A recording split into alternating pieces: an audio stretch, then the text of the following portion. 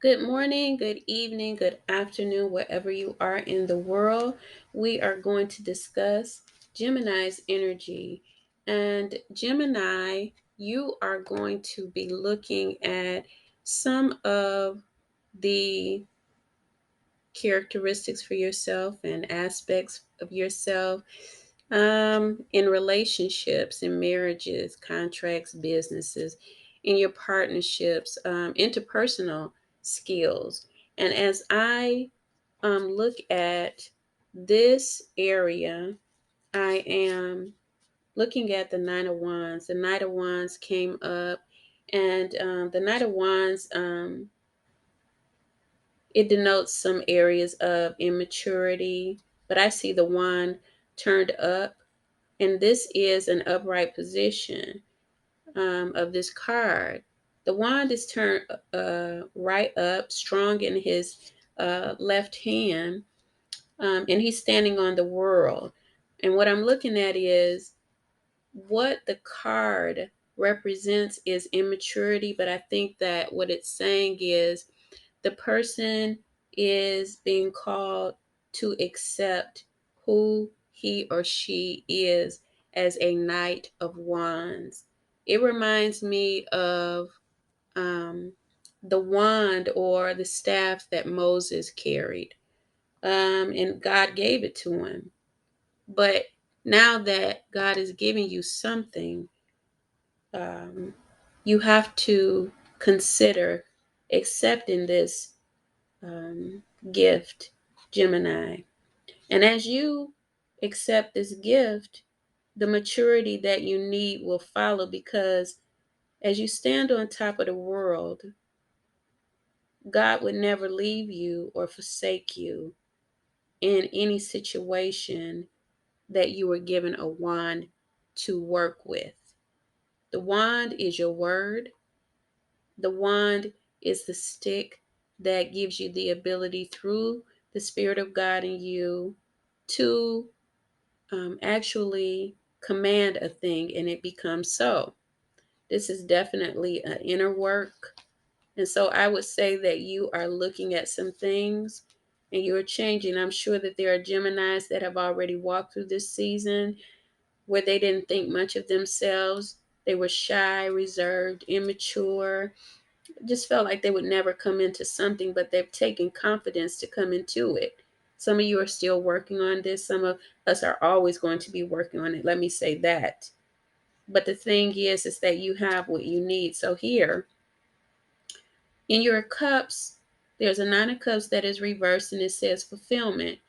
And so there's something that has disappointed you in the past, present, at this moment in time, but you have the ability to turn it around. The Nine of Cups has to do with sometimes our emotions of what's happening, how we think about the situation, and not what the universe is telling us around us. Sometimes we have to change, our connections where emotions are always flip flopping, and it's because of what we hear outside of us. This is a time for you to definitely focus within, strengthen your emotions. I would say use your heart chakra meditations and your solar plexus. And remember that the one that you have is given through God. And whatever this thing has been, it changed your feelings about your skills, because we have the magician card here and it's turned in a reverse position. Now Mercury in retrograde could have did this. It couldn't have you feeling that way. It went into Libra, and then now it's going back through Virgo, so you may be getting your uh, skills back together, feeling stronger. Whatever area that you've been challenged in, um, you have the ability to turn this around, because you are the magician with the wand. You have a knight in you that's calling forth um, the abilities and skills to be used so that you can go forward and do what you're purposed to do. This fulfillment card, it should be turned around. It shouldn't be reversed. Um, Get your emotions together, Gemini, and get grounded. Go out in nature with the trees, because some of you may have been crying about what you feel, and what you feel may not be the real deal, right? Because the real deal is what you really can um, create. Uh, the Knight of Wands, you can create. Go back to your process of creation.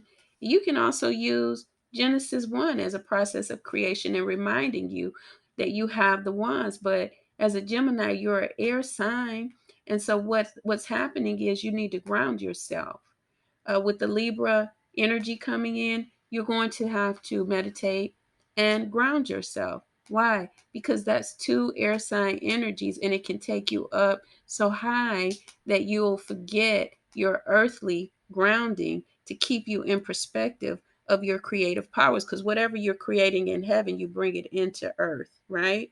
And whatever you create in earth, you're going to take it back into heaven. It's just like we praying.